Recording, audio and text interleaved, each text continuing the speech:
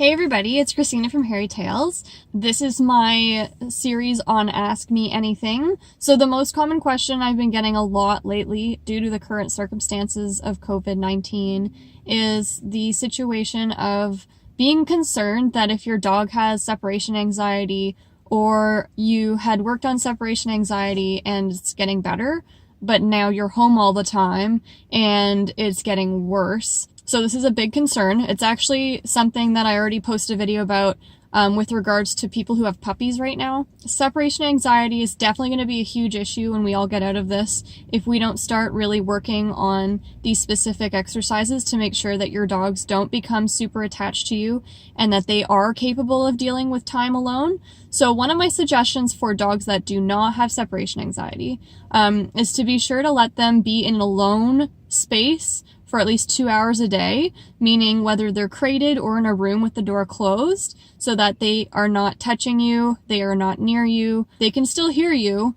but that's pretty important because we're not all leaving our house every single day, so that's the best we can probably do in terms of that. If you live in a bachelor apartment and you can't actually do that, I know it's not ideal, but my suggestion would actually be to leave your apartment and sit in your hallway for an hour or two and get some work done on your laptop, on your phone, or take a book and read. Of course, nothing about these circumstances are ideal, but that would be something I would highly suggest doing just to help your dog out, because when we all go back to work and we start all of a sudden leaving them 5 days a week for 8 hours a day, this is going to be very, very difficult on many dogs. So we want to try to make sure that this is not going to be a huge stressor on them when we're finally out of all this. So that's one of the things that you can do for dogs who do not have separation anxiety.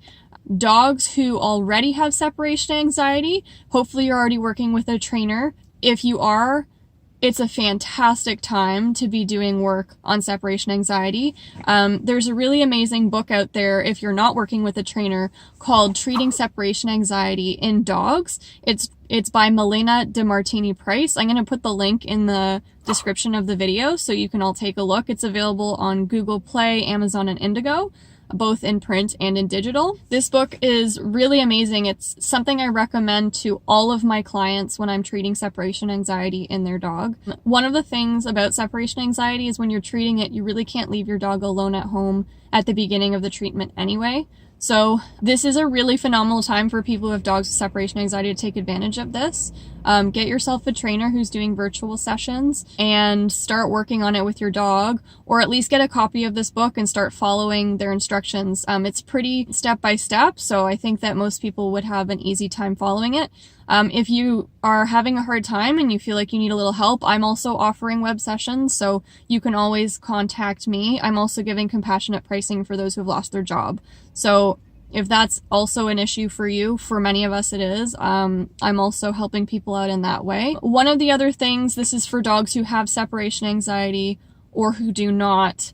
I know it's very tempting to cuddle your dog all the time. It's very, very important that when you're home, you do not allow your dog to constantly be touching you. So whether your dog is sitting on your foot, leaning on your leg, jumping on the couch, sitting on you, it doesn't really matter. They need to ask permission to touch you first. And if this is a problem for you, you need to consistently tell them off when they try to touch you.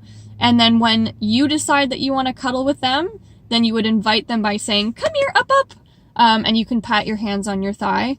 This is so super important. What can happen if you don't do this and you don't make sure that you give your dog permission and not letting them do it on their accord is they start to be touching you all the time, and then they literally become addicted to you. And then what happens is when you go to leave, they have a complete meltdown because it's like a drug addict who's now in withdrawal from their drug. So you become their drug. Don't let yourself become your dog's drug. I know that we love cuddling with our dog, but this could be to the detriment of their mental health when we are finished with this whole self-isolation situation. So that's another huge recommendation for all dogs. I'm not saying don't cuddle with your dog. You can cuddle with your dog as much as you want, but you really do need to make sure that it's your choice and not theirs. And if you notice that your dog is all of a sudden sitting on you or touching you and you never gave them permission, just say no, off, and then you just push them a little bit away from you. And then within 60 seconds, if you do decide you want to cuddle again, then you can invite them back. But try not to make it a consistent all day kind of thing where they're always at your side. Those are my recommendations for separation anxiety during this interesting time that we're experiencing right now.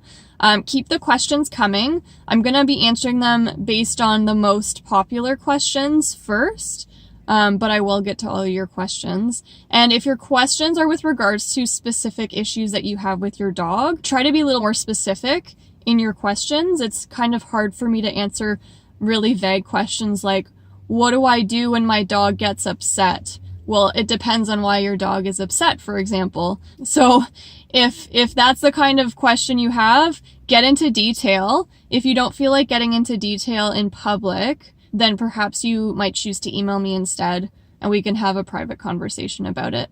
But videos are always great. So please send me videos. It's really helpful. So I hope everybody stays healthy and safe. Try to just give that extra space to your dog. It will help them in the long run, and they will thank you for it when we're all back to work. Thanks, and talk to you soon.